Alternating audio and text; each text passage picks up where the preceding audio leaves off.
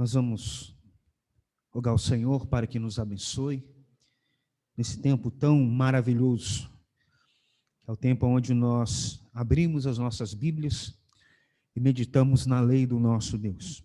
Possamos rogar ao Senhor por entendimento, que o Senhor possa inclinar o nosso coração, amarmos sempre a palavra do Senhor, termos sempre a mais alta consideração pelas Sagradas Escrituras. E que ao meditar, ponderar nessa palavra, sejamos nós edificados pela ação do Santo Espírito. Pai Celestial, nós queremos agradecer o Senhor pelo teu cuidado dispensado sobre nós. Tua graça, tua misericórdia, tua bondade. Muito obrigado, ó Deus, porque o Senhor verdadeiramente tem nos tratado como filhos. Bem sabemos que todas as bênçãos ao qual o Senhor tem nos cercado é por causa de Jesus Cristo, o nosso Senhor, o nosso Salvador, pois o mérito é dele. E é por meio dele que nós somos tão abençoados assim. Somos tão amados pelo Senhor. E por isso te rendemos graça. Rogamos a Deus que o Senhor nos conceda entendimento, para que possamos compreender a tua palavra. E que, entendendo, possamos dar glórias ao Senhor. Louvar o teu santo nome, bendizer o teu santo nome. Guarda-nos, ó Deus, livra-nos de todo mal, que tua bênção seja sobre nós e sobre os nossos irmãos, todos aqueles que vão participar desse estudo, que sejam abençoados pela ministração da tua palavra. Oramos então confiantes e agradecidos em Cristo Jesus, nosso Senhor e Salvador. Amém. Meus amados, nós vamos abrir as nossas Bíblias na Epístola de Paulo aos Romanos, no capítulo de número 3. Hoje nós vamos meditar do versículo 21 ao versículo de número 31. Romanos, capítulo 3, do versículo 21 ao versículo de número 31. Verdadeiramente, hoje nós vamos adentrar naquilo que podemos considerar o coração do Evangelho. Romanos capítulo 3, a partir do versículo 21, a palavra do Senhor nos diz assim: mas agora, sem lei se manifestou a justiça de Deus, testemunhada pela lei e pelos profetas. Justiça de Deus mediante a fé em Jesus Cristo para todos e sobre todos os que creem, porque não há distinção. Pois todos pecaram e carecem da glória de Deus, sendo justificados gratuitamente por sua graça, mediante a redenção que há em Cristo Jesus, a quem Deus propôs no seu sangue como propiciação mediante a fé, para manifestar a sua justiça, por ter Deus, na sua tolerância, deixado impunes os pecados anteriormente cometidos, tendo em vista a manifestação da sua justiça no tempo presente, para ele mesmo ser justo e o justificador daquele que tem fé em Jesus. Onde, pois, a jactância? Foi de toda excluída. Por que lei? Das obras? Não, pelo contrário, pela lei da fé. Concluímos, pois, que o homem é justificado pela fé, independentemente das obras da lei. É porventura Deus somente dos judeus? Não é também dos gentios? Sim, também dos gentios. Visto que Deus é um só, o qual justificará por fé o circunciso e mediante a fé o incircunciso. Anulamos, pois, a lei pela fé? Não, de maneira nenhuma. Antes confirmamos a lei. Que Deus nos abençoe no estudo da sua palavra.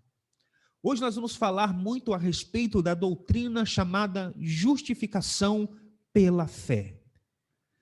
Essa doutrina que provocou muita controvérsia na história da igreja, e isso nos vem à mente o advento da Reforma Protestante, 1517.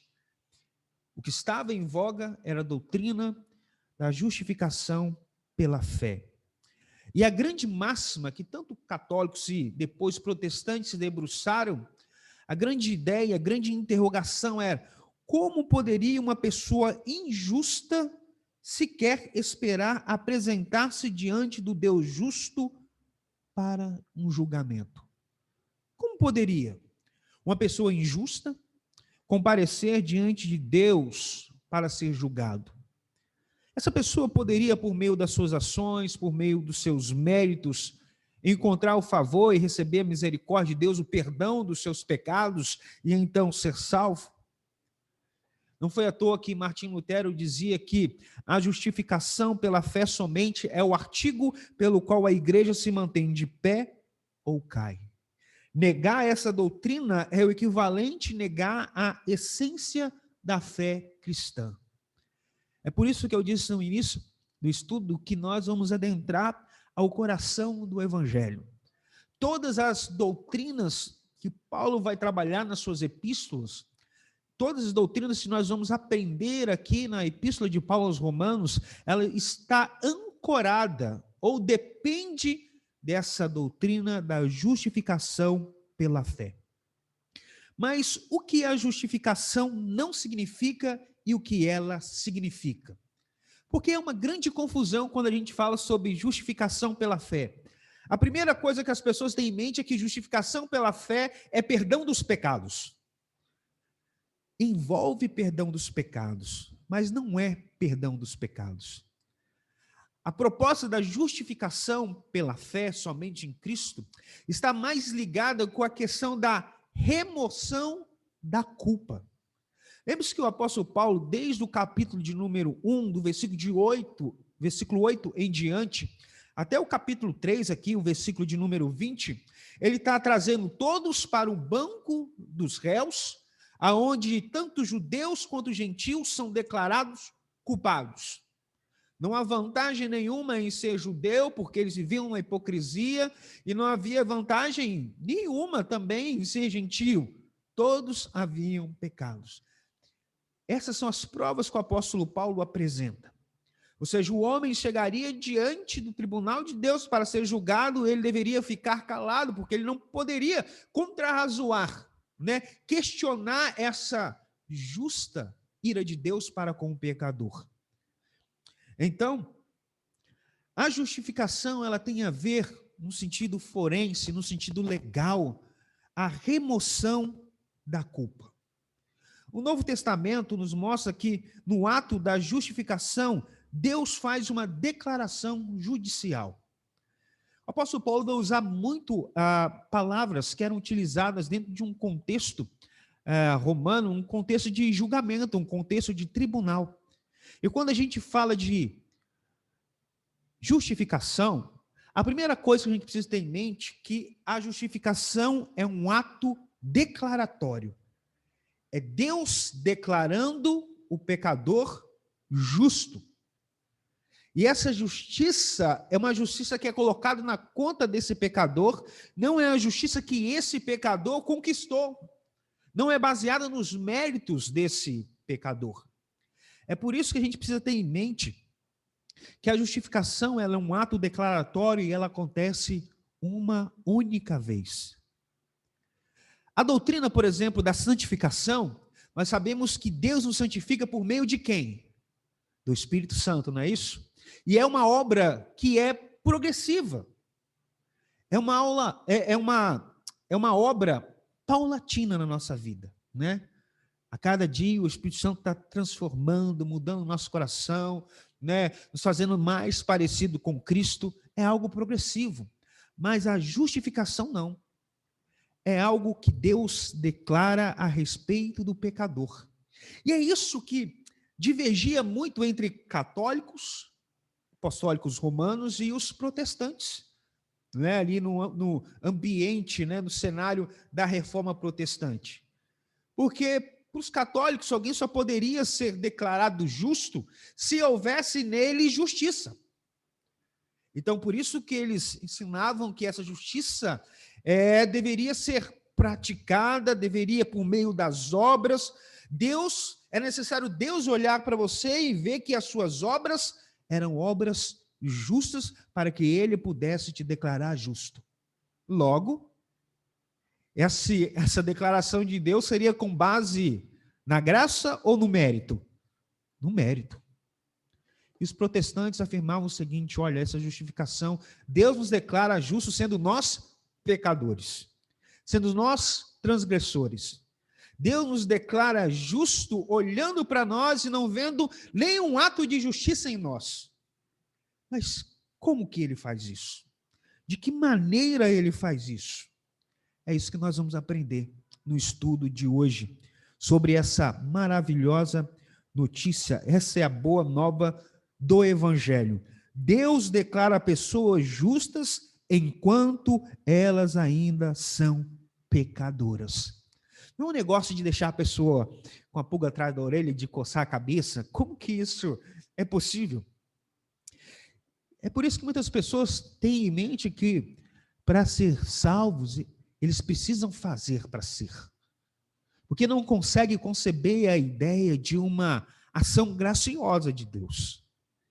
E é exatamente isso que justificação vai nos ensinar, uma obra graciosa de Deus. A gente precisa ter em mente também que havia algumas dificuldades em termos de etimologia. Nos primeiros séculos da igreja, nós bem sabemos que a língua que era conhecida no tempo do apóstolo Paulo ali, e praticada entre os judeus, era o grego, onde nós temos um grego muito comum, chamado grego koiné, né, que era a língua pela qual foi escrito os evangelhos. Os judeus sabiam também o hebraico, que era a língua que eles aprenderam, né, era a língua materna deles. Mas quando nós falamos de Novo Testamento, os escritos paulinos, nós estamos falando da língua grega. Mas os pais apostólicos, os pais da igreja, logo no primeiro século, né, depois dos apóstolos ali, eles começaram a abandonar os escritos gregos e adotaram a tradução latina. E havia uma grande dificuldade a respeito dessa palavra justificar. Porque no latim ela significava tornar ou produzir alguém justo. Então eu ouvia falar de justificação dentro dessa linguagem latina, né? Era no sentido de fazer alguém justo. Mas a palavra que o apóstolo Paulo utiliza aqui no capítulo 3, é uma palavra chamada de Caio, né? Ela significa ser justo. E ela envolve um ato de declaração. Ou seja, uma pessoa é pecadora e não é porque há nela méritos ou justiça nela que Deus vai declarar ela justo. Deus declara ela justa sendo ela pecadora. E essa foi a grande divergência no tempo da Reforma Protestante entre católicos, né, romanos e os protestantes. Olha aí o versículo de número 21. Nos diz assim: mas agora, sem lei, se manifestou a justiça de Deus testemunhada pela lei e pelos profetas. Essa palavrinha aqui, essas duas palavras, mas agora, ela indica aqui uma mudança no curso, ou a mudança de argumento do apóstolo Paulo. Você se lembra o que ele tinha falado no versículo de número 19 e 20? Olha aí rapidamente. Capítulo 3, versículo 19 e 20. O apóstolo Paulo havia dito o seguinte: ora, sabemos que tudo o que a lei diz, aos que vivem na lei o diz para que se cale toda a boca, e todo mundo seja culpável perante Deus, visto que ninguém será justificado diante dele por obras da lei, em razão de que pela lei vem o pleno conhecimento do pecado. Aqui foi onde nós paramos no estudo passado.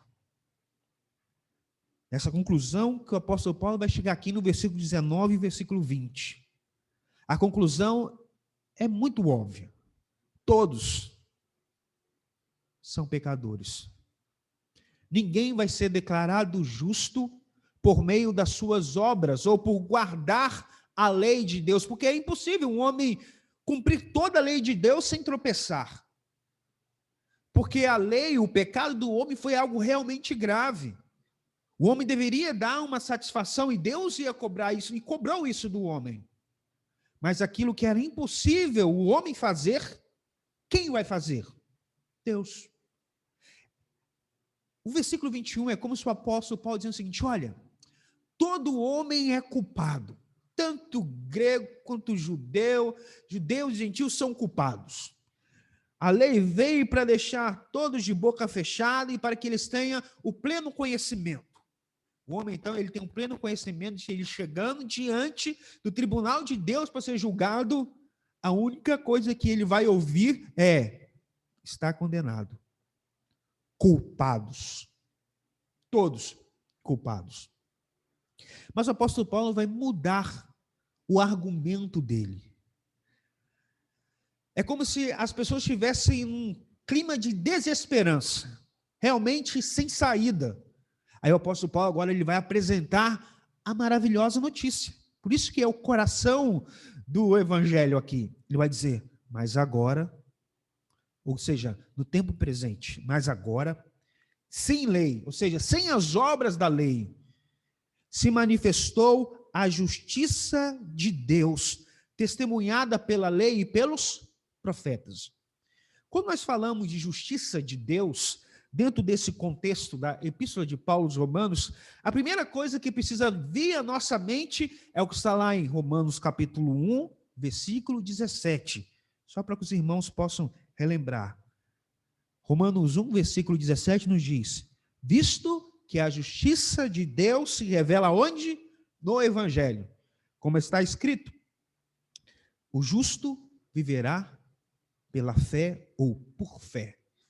Essa é a mensagem central na Epístola de Paulo. Uma justiça pela fé. E exatamente isso que o apóstolo Paulo agora está retomando em termos de assunto, em termos de argumento, no versículo 21.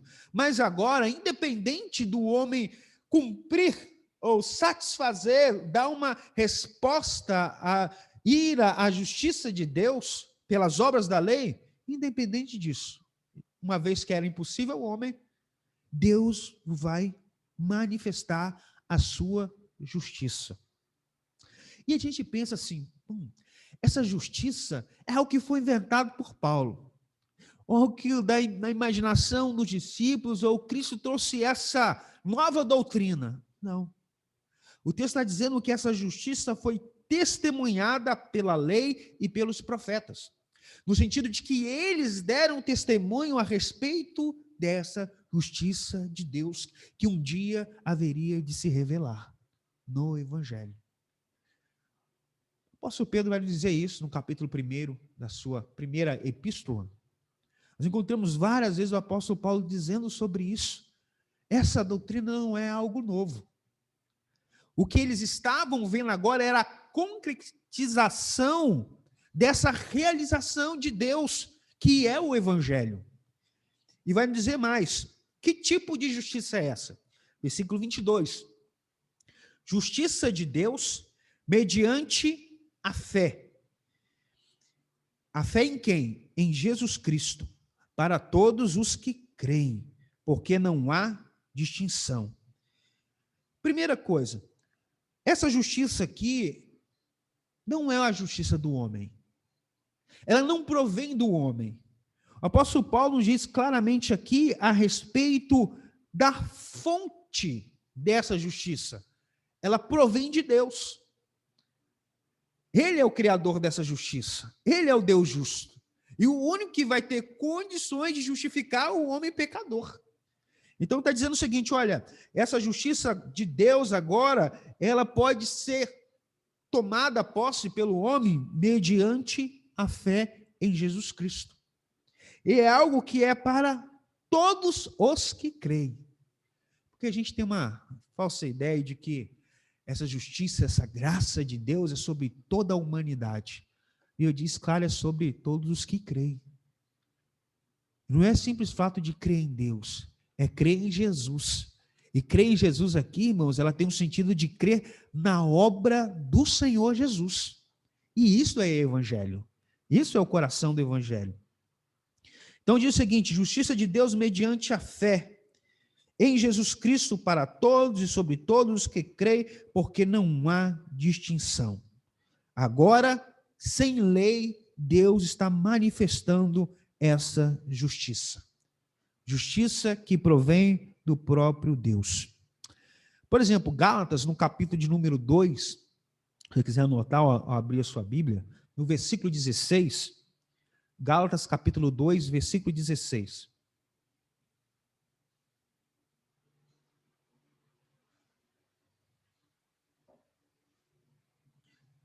Nos diz assim: sabendo, contudo, que o homem não é justificado por obras da lei, e sim mediante a fé em Cristo Jesus.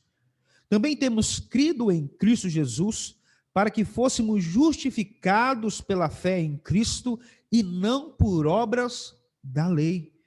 Pois por obras da lei ninguém será justificado. Lembra que eu disse que justificação não tem simplesmente a ver com remoção de pecados? Está falando sobre remoção da culpa. Porque no fim de tudo, o homem vai comparecer diante do tribunal de quem para ser julgado? Diante de Deus. E qual é a condição que o homem chega ali? Culpado. E a única forma dessa culpa ser removida é se ele foi declarado justo por Deus. E uma justiça que não provém do homem, mas provém do próprio Deus. Aquilo que realmente for impossível ao homem, está sendo possível porque Deus o fez. Por isso está dizendo assim, versículo 22. Justiça de Deus mediante a fé em Jesus Cristo para todos e sobre todos os que creem, porque não há distinção. Pois todos pecaram e carecem da glória de Deus. Mais uma vez, o apóstolo Paulo traz a argumentação que ele trabalhou no capítulo 1, do versículo 18 até o capítulo 3, versículo 20. Lembra-se que esses argumentos que o apóstolo Paulo apresenta ali é tão somente para deixar bem claro que todo homem é culpado. Tanto os gentios, por causa da sua perversidade, do seu coração, conforme nós vemos lá no versículo 1, do capítulo 1, versículo 18 em diante, quanto os próprios judeus, porque tinham a lei, mas não viviam segundo a lei. Um coração repleto de hipocrisia. Todos pecaram.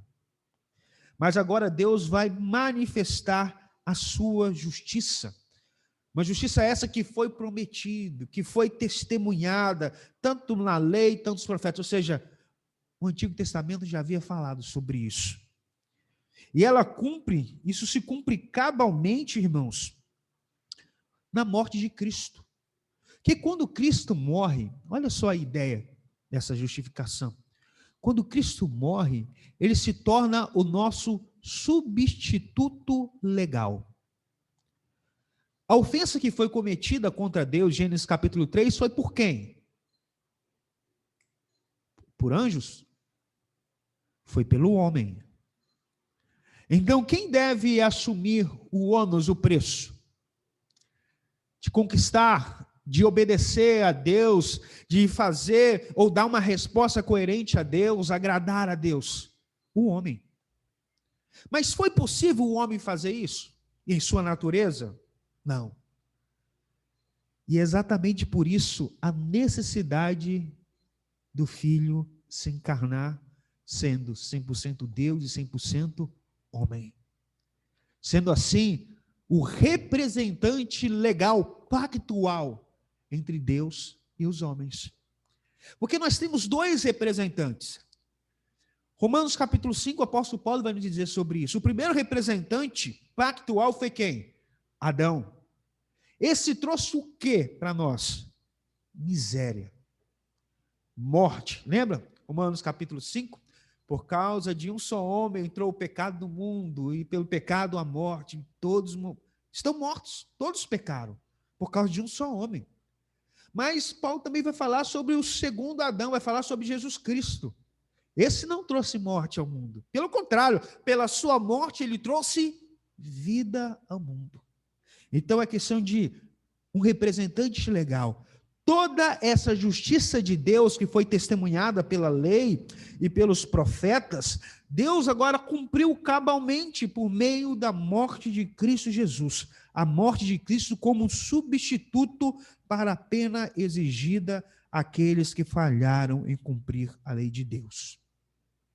O homem não conseguiu dar uma perfeita obediência à exigência da lei de Deus. Mas o Filho, esse sim conseguiu. De uma maneira perfeita. Todos estão nessa condição de condenados, transgressores, todos pecaram. E a não ser que haja a misericórdia de Deus em justificar esse pecador, ele sempre será culpado. A culpa sempre estará sobre ele. Então, quando nós falamos sobre a mensagem do Evangelho, irmãos, a gente tem que parar com essa ideia falaciosa de que Deus olha para o transgressor da lei com um olhar repleto de amor. Nós aprendemos no capítulo 1, versículo 18, que há uma ira que está sendo revelada contra toda a impiedade. O amor de Deus, a graça de Deus, a misericórdia, né, é para aqueles que creem em Cristo como seu substituto. É aqueles que sempre vão chegar diante de Deus entendendo que eles chegam de mão vazia. Não há mérito deles para barganhar, para negociar com Deus. Não há. Não há justiça própria no homem. A Bíblia nos diz isso, que a justiça do homem é o quê? Isaías 64, 6. Diz assim: mas todos nós somos como imundo, e todas as nossas justiças como trapo de imundície. A nossa justiça própria diante de Deus não é nada. A única justiça aceitável para Deus, perfeitamente recebida por Deus, é aquela que o Filho conquistou na cruz. Perfeita obediência até a morte e morte de cruz. Então, aquilo que era impossível para o homem está caminhando para ir para o inferno, porque ele é culpado. A única saída, a única solução é Deus dar o passo no sentido de uma reconciliação, de justificar esse homem, uma vez que é impossível esse homem ter justiça própria. Deus vai fazer isso. E aqui do versículo 24 em diante, o apóstolo Paulo vai nos dizer a maneira como Deus vai fazer isso. Aqui é aquela expressão que é utilizada pelos estudiosos falando sobre a dupla transferência. O que é a dupla transferência? Justificação é uma dupla transferência. Olha só. Todo homem é o quê? Culpado, não é isso? Todos pecaram. O homem chega diante de Deus, tem justiça própria nele? Não. Só tem o quê? Pecado e culpa. Mas como que é feito essa troca? Tem alguém que tem a justiça suficiente para esse pecador, que é o Filho, Jesus Cristo. E como que é feito essa transferência? Uma transferência legal. Olha só o que Deus fez, irmãos. Isso é imprescindível para a gente entender o Evangelho. Deus pega a culpa que é nossa, os nossos pecados, as nossas transgressões, e Ele transfere isso para quem? Para o Filho.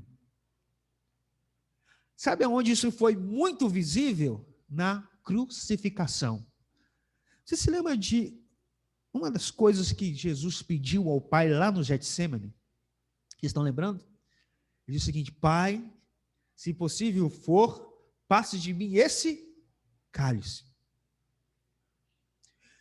Tem uma outra cena que está escrita nos evangelhos também, que Judas chega com os soldados, né, para prender Jesus, e Pedro vai tirar a espada a ponto de ferir a orelha do servo do sumo sacerdote. O nome desse servo era Malco, e ele decepa por ele.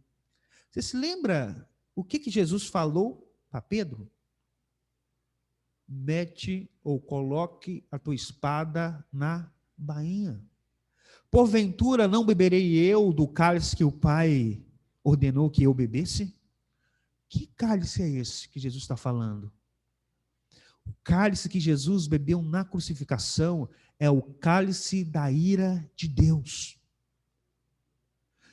Na crucificação, irmãos, todo o peso da ira de Deus, que era para mim e para você, foi transferido, sabe para quem? Para Jesus. Agora você consegue entender por que Jesus vai exclamar na cruz dizendo o seguinte: Eli, Eli, lama sabachthani, Deus meu, por que o Senhor me desamparaste? Ele está sentindo o peso dos nossos pecados e o peso da ira de Deus. Agora, o que Deus vai fazer em outro sentido de transferência? Ele vai pegar a justiça do filho, os méritos do filho, o que o filho conquistou, e ele vai colocar isso na conta de quem? Do pecador. Isso é para a gente entender o quanto essa salvação é graciosa, irmãos. Aquilo que era impossível para mim, Deus fez. Me justificou sendo eu pecador. Então, quando alguém tem fé em Cristo Jesus, a fé aqui, irmãos, a todo tempo, ela é o instrumento, né? É um instrumento para o pecador acessar essa graça. Por que é necessária fé? Primeiro, é necessário fé porque o pecador não tem mérito nenhum, ele precisa ter fé para entender isso. E entender que aquilo que é impossível para ele, Deus pode fazer por meio do sacrifício do Filho. E entendendo isso, ele passa a crer no Salvador. E ele começa a entender pela fé que esse Salvador morreu por ele. E o seu ato de misericórdia, de graça, o ato de Cristo na cruz do Calvário, o seu sacrifício vicário, é a única coisa que pode remover desse pecador a culpa. Que culpa é essa? Da transgressão que o homem cometeu lá no Éden, que está sobre todos os homens. Todos pecaram. Está dando para você entender o quanto o evangelho é gracioso? O quanto essa mensagem é maravilhosa? Nos diz assim: sendo justificados, versículo 24, gratuitamente. Ou seja, essa justiça que Deus está te oferecendo é uma dádiva. É um presente muito gracioso, né? Sendo justificados gratuitamente por sua graça. Agora, como que essa justiça acontece? Ou o que ela vai dispensar sobre nós? Primeira coisa, redenção. A palavra redenção não é uma palavra muito comum nos nossos dias, mas é uma palavra muito comum nos mercados de escravo. A única forma de alguém ser redimido, ser liberto da sua escravidão, é se alguém pagasse o preço dessa redenção, dessa liberdade, dessa quebra de grilhões, essa quebra de correntes. E é exatamente isso que Cristo fez. Na sua morte de cruz, Cristo adquiriu, por um bom preço, o preço da nossa libertação. Libertação de quê, irmãos? Do pecado, da escravidão do pecado.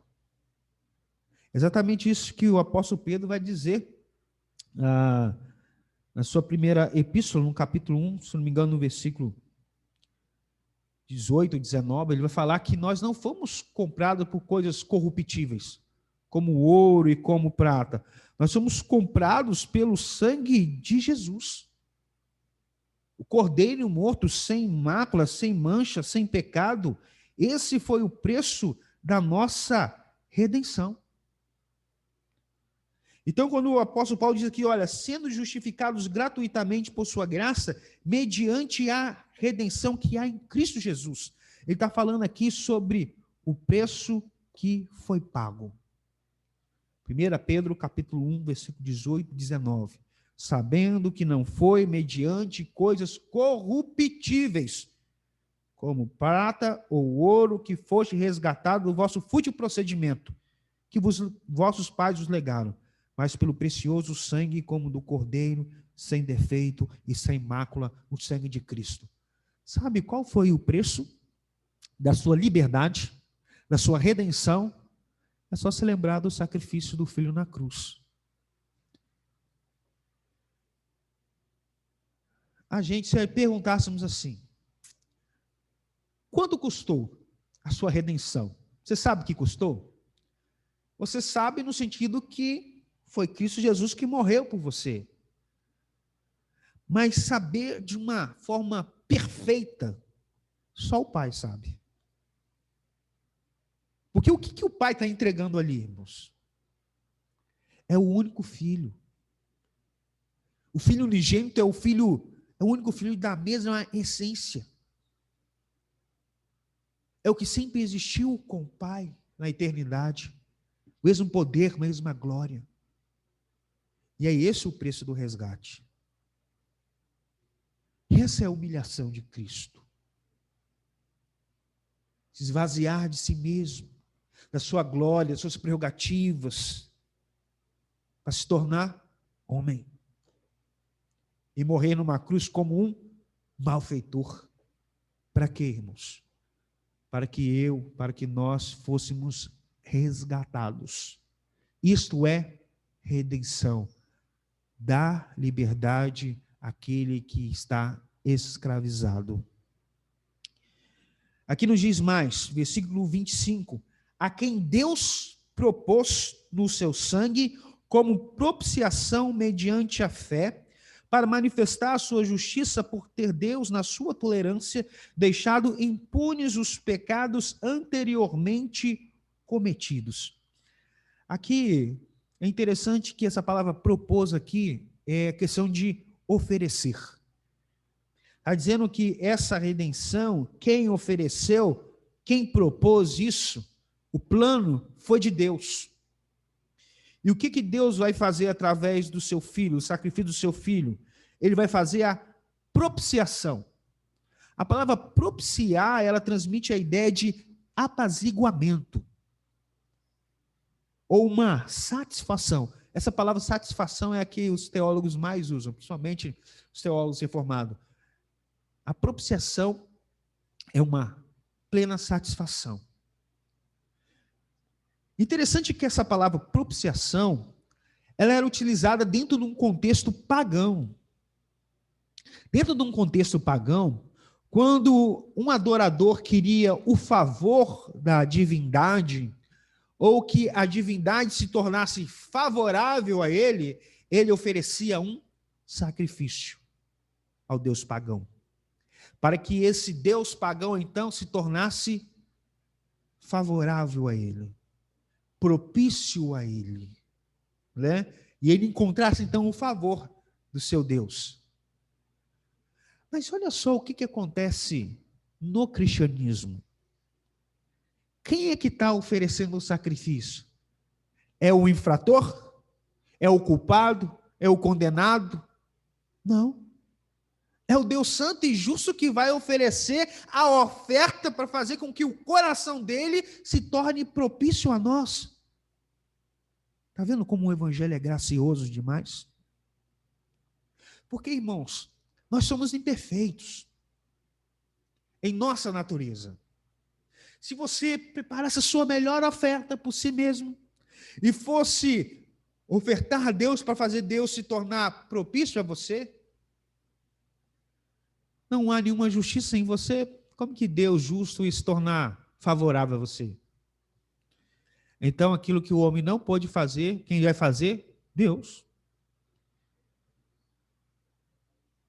Uma resposta tinha que ser dada à justiça de Deus. E não somente a justiça de Deus, a ira de Deus. E para aplacar a ira de Deus, o que Deus fez? Ele mesmo apresenta a oferta. Olha como isso é gracioso. Como que isso se aplica a nós? Se não fosse a graça de Deus ter nos declarado justo, em Cristo Jesus, você acha que Deus olharia para você com amor ou com ira? Você continuaria sendo o alvo da ira de Deus, conforme está lá em Romanos 1, versículo 18. Mas sabe qual é a diferença? Deus olha para nós agora e Ele é favorável a nós, gracioso a nós, bondoso, porque Ele enxerga em nós as obras, os méritos do Filho. O sacrifício foi tão perfeito, a propiciação foi tão perfeita, que Deus se torna favorável a nós, por causa do Filho. Sabe como eu aplico essa verdade? Eu aplico isso até mesmo dentro da realidade do culto. Sabe por que a gente se reúne aqui e cultua e o culto se torna aceitável para Deus? É porque Deus olha para tudo aquilo que a gente está fazendo e Ele enxerga o Filho. Ele se tornou propício a nós, favorável a nós, porque Ele mesmo nos declarou justo. Não é pelos nossos atos de justiça, mas pelos méritos de Cristo que está na nossa conta. Olha a grande diferença, irmãos. A doutrina católica apostólica romana ensinava, já que o homem não é justo, e é necessário que ele se torne justo, para que Deus possa declarar ele justo, mesmo quando o homem morria, ainda o homem não estava 100%. Então esse homem ia para onde? Direto purgatório. E lá ele tinha que purgar até que ele tivesse a justiça necessária para que Deus pudesse, olha, agora esse homem, ele é justo, vai entrar aqui no paraíso, né, ter direito a todas essas bênçãos. Aí está a diferença. Deus já nos tornou justo, já declarou que nós somos justos. Nós não estamos falando aqui sobre remoção de pecados. Nós estamos falando um ato de declaração, nós estamos falando de remoção da culpa. Aquilo que nós ouviríamos lá no tribunal de Cristo. Em vez de ouvir culpados, a culpa já foi removida. Porque nós já somos, na eternidade, declarados justos. De uma vez por todas. Então não é porque você pecou hoje, não confunda isso. Amanhã você acorda, perdi o meu título de justificado, então o que eu preciso fazer para recuperar isso novamente? Isso não é obra meritória sua.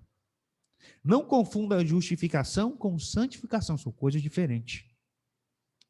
Justificação é um ato declaratório. Diz aqui, sendo justificados gratuitamente por sua graça, mediante a redenção que há em Cristo Jesus, a quem Deus propôs no seu sangue com propiciação.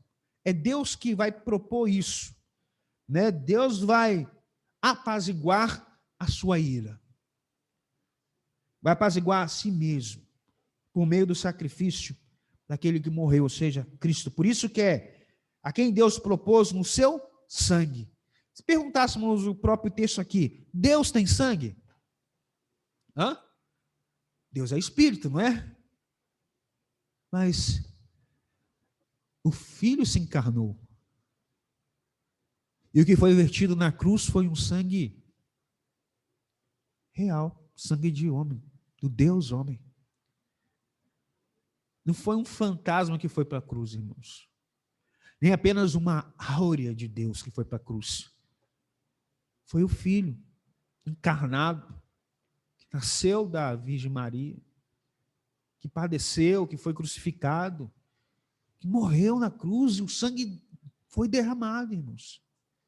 É por isso que Deus vai falar que Ele vai propor essa propiciação pelo seu próprio sangue.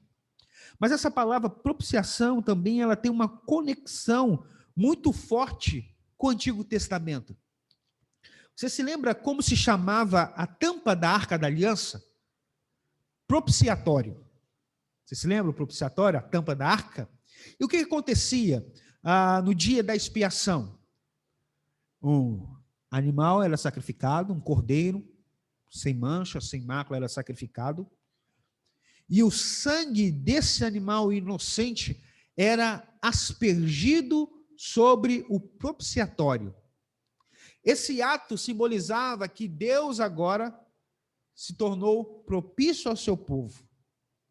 E nesse momento os pecados do povo eram remido, perdoado, purificado o povo por esse sacrifício. Sabe o que Deus estava imprimindo na mente do povo judeu? Olha, haverá um cordeiro que vai ser morto, perfeito, sem mancha, sem mácula, e o seu sangue fará propiciação. É por isso que nós ensinamos que nós somos purificados pelo sangue de Jesus. É por isso que a gente chega todo sujinho, todo maltrapilho, cheio de pecado, cheio dos carrapichos do pecado, e o sangue de Jesus vem sobre nós e nos purifica, nos torna limpo. A purificação sobre nós, a remissão dos pecados.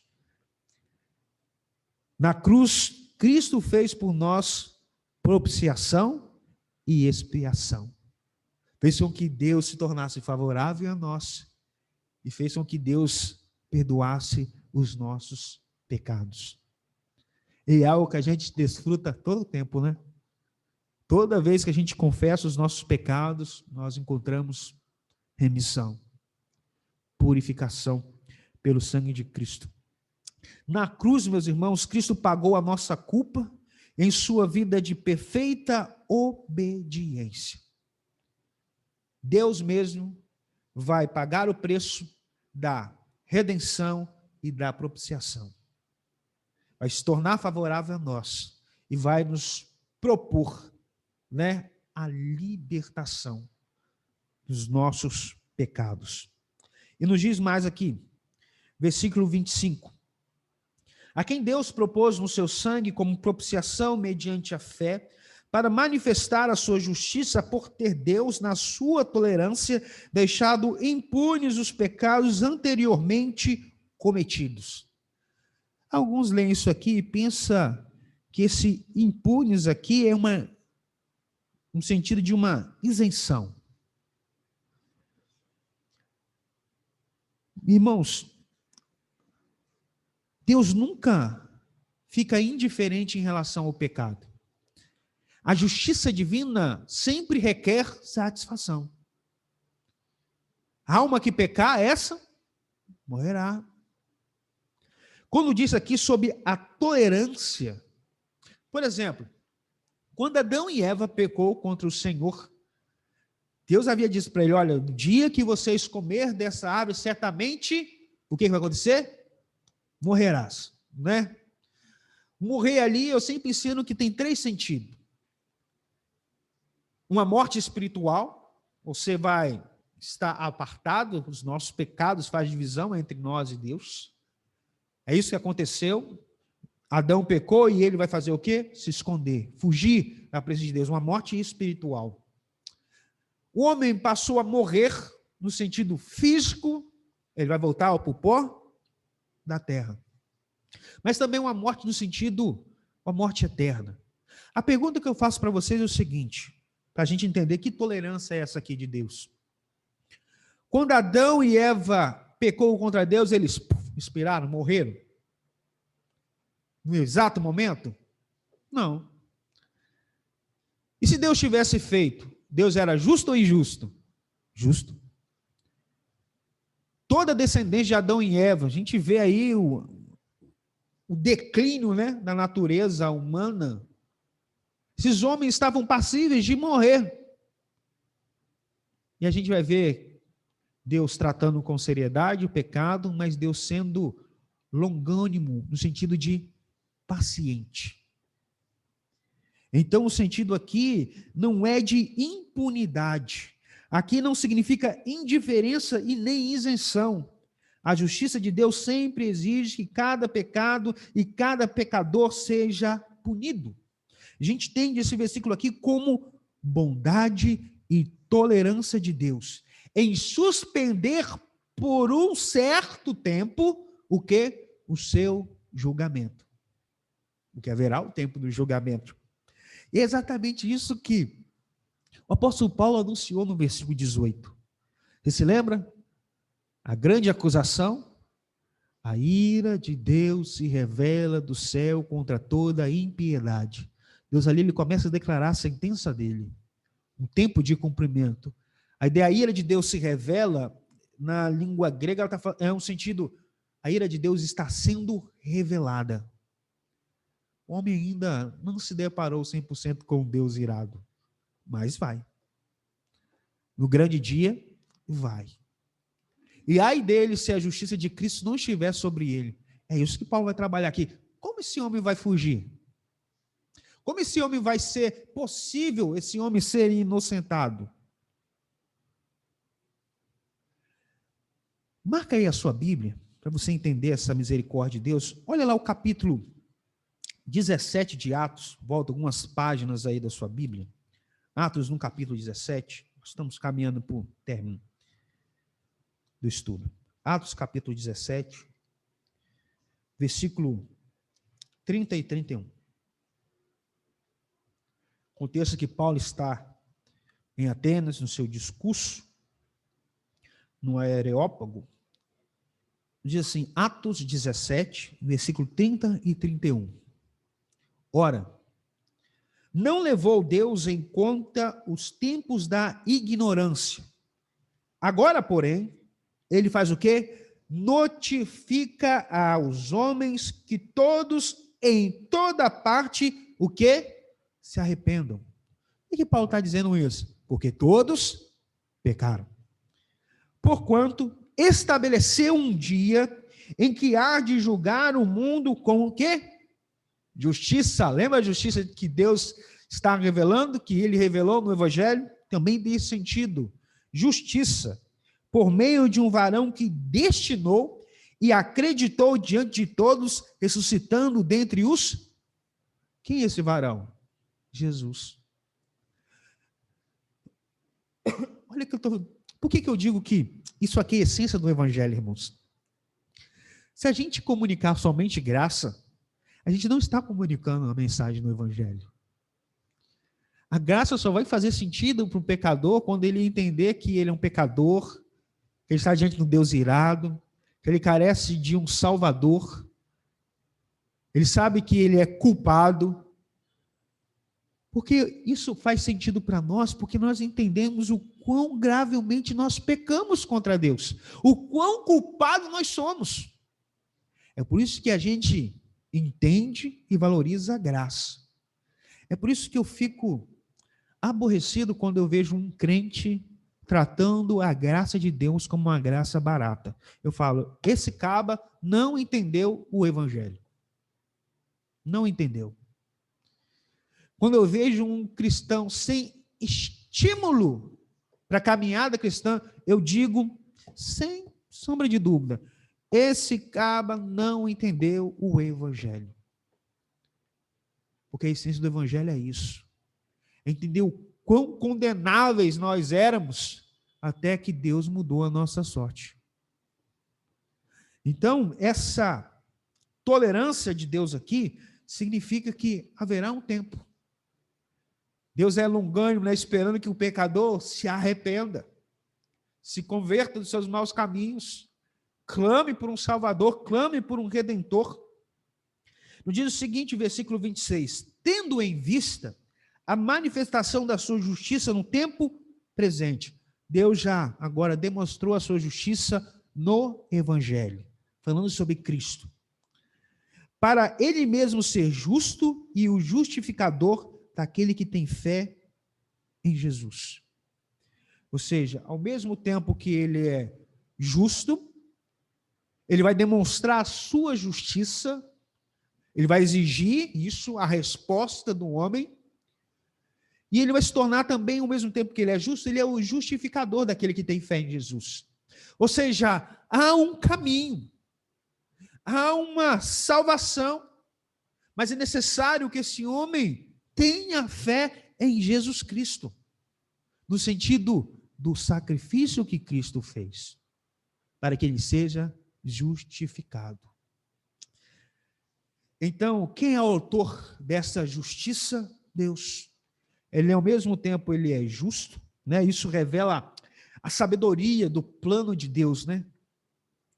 Quando a gente chega lá em Romanos, a gente vai estudar isso ainda, Romanos capítulo 11, quando o apóstolo Paulo declara assim, profundidade da riqueza, né? Versículo 33 em diante, tanto da sabedoria quanto do conhecimento de Deus, quão inescrutáveis são os seus caminhos, quem, pois, conheceu a mente do nosso Senhor, ou quem deu primeiro a ele para que venha a ser restituído, porque dele, para ele, por meio dele, são todas as coisas, a ele a glória eternamente, amém.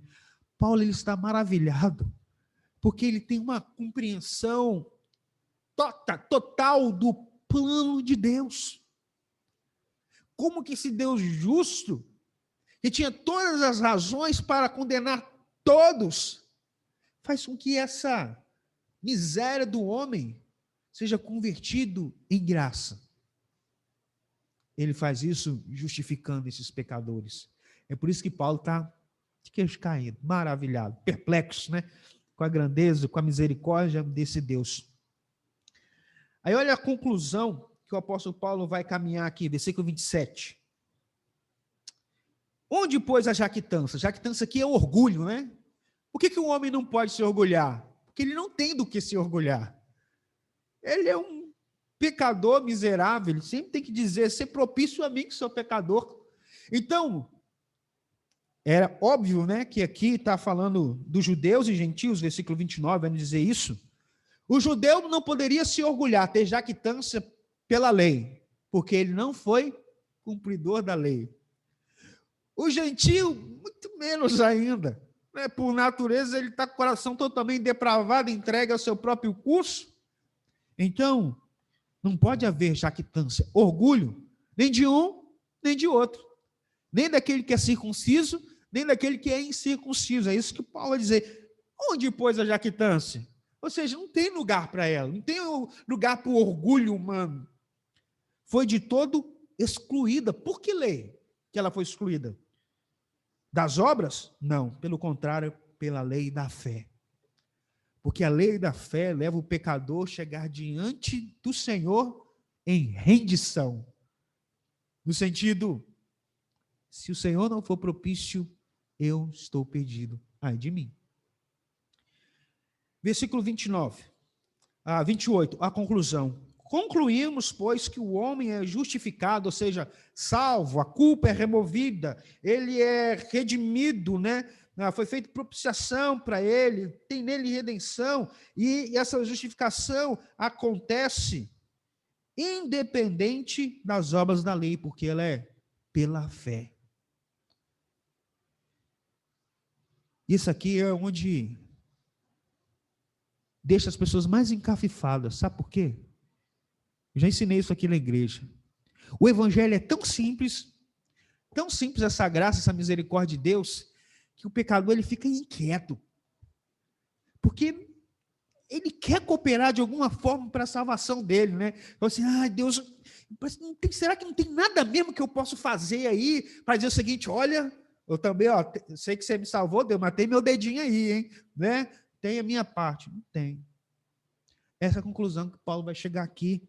Concluímos, pois, que o homem é justificado pela fé independente das obras da lei. É porventura Deus somente dos judeus? Uma pergunta retórica, né? Ele fala, não, o é também dos gentios? Sim, também dos gentios. Visto que Deus é um só, o qual justificará por fé tanto o judeu, tanto quanto o gentio, tanto o circunciso e quanto o incircunciso, ambos serão justificados pela fé. Versículo 31, ele diz, anulamos, pois, a lei pela fé? Não, de maneira nenhuma. Antes nós confirmamos a lei. Algumas pessoas poderiam acusar o apóstolo Paulo de ser um antinomista. Alguém que veio para derrubar, destruir a lei. Não. O apóstolo Paulo está dizendo o seguinte, olha, nós só conseguimos compreender a graça, essa justificação por meio da fé, por causa da lei. Porque a lei veio para nos deixar conscientes que somos transgressores, somos pecadores, somos miseráveis, somos carentes de um Salvador, somos carentes de Deus. E se não entendermos a lei, nós não vamos entender o Evangelho. não vamos entender a graça. A lei nos mostrou claramente a nossa incapacidade de satisfazer as exigências de Deus. Meus queridos, finalizando aqui, quando eu leio a lei de Deus, e eu não falo somente dos 10 mandamentos, a lei contida em toda a palavra de Deus, tantas coisas que eu deveria estar fazendo que eu não faço, tantas coisas que eu não deveria tropeçar, mas eu tropeço. A única conclusão que eu chego é o seguinte: ainda bem que a salvação é por graça. Porque se fosse pelos méritos do pastor Josimar, ele estaria perdido, condenado. Mas graças a Deus, que nos dá a vitória por intermédio de Jesus Cristo. Amém? Nós vamos orar. Desde já eu quero agradecer a participação dos meus irmãos aqui, dos irmãos que participaram desse estudo nos seus lares. Não perca os próximos estudos. Nós teremos um trabalho diferenciado nessas quartas-feiras, no mês de maio, no mês da família. Nós teremos a semana de oração da família. Também nas quartas-feiras nós teremos um trabalho voltado para a família.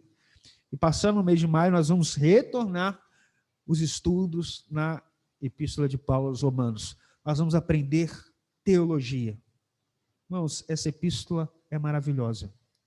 Martinho Lutero disse que o crente deveria ler, reler, jamais se esquecer de nenhuma palavra dessa epístola, de tão profunda e maravilhosa que ela é. Que Deus possa inclinar o nosso coração a buscarmos com sede a sua palavra. Oremos. Pai bondoso, graças te damos por esse tempo precioso de estudo da tua palavra. Rogamos, ó Deus, que a tua graça seja sempre dispensada sobre nós. Ajuda-nos, ó Deus, para que possamos responder a essa graça tão maravilhosa, no meio do culto, louvor, adorar, bendizer o teu santo nome. Ó Pai, que possamos a cada manhã acordarmos gratos por tanta bondade, graça e misericórdia que o Senhor dispensou sobre nós. O Senhor foi propício a nós, pecadores. Sem o Senhor estaríamos perdidos. Mas nós temos agora graça. Tantas bênçãos o Senhor conquistou por nós, Jesus, na cruz. E que seu nome seja sempre adorado por teus filhos. Leva-nos em paz para os nossos lares, sejamos sempre guardados pelo Senhor. Abençoa, meu Deus, os teus filhos, no nome bendito de Jesus. Amém. Noite abençoada e feliz para todos os meus irmãos e de paz, no nome de Jesus. Amém.